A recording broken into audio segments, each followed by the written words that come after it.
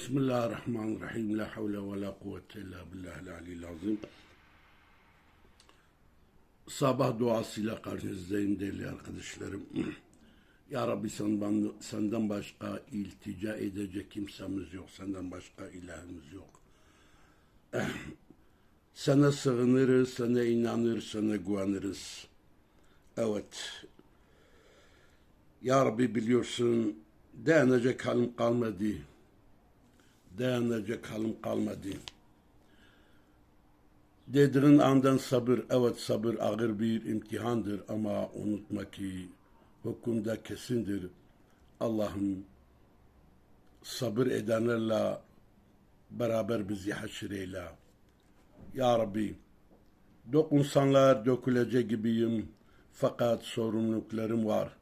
Bir yanım cayır cayır yandıysa da diğer yanım sulaman gerek. Adi evlat olan bir bahçeyim.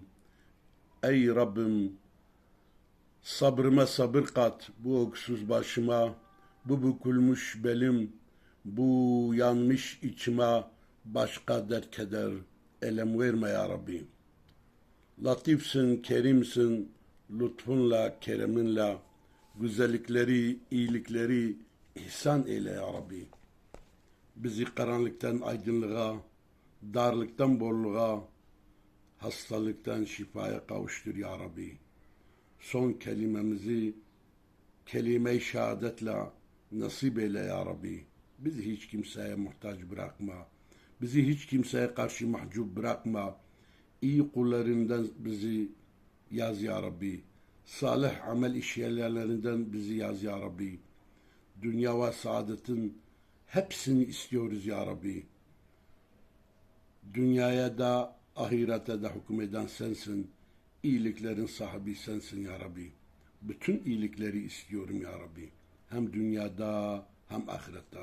Hem bana lütfeyle hem aileme, çoluk çocuğuma, memleketime, şehrime, komşularıma, herkese lütuf ve ihsanı diliyorum ya Rabbi.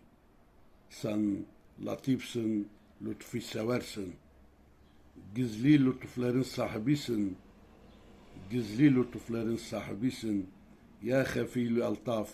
Ey lütufları gizli olan o gizli lütuflarıyla bize lütuf eyle.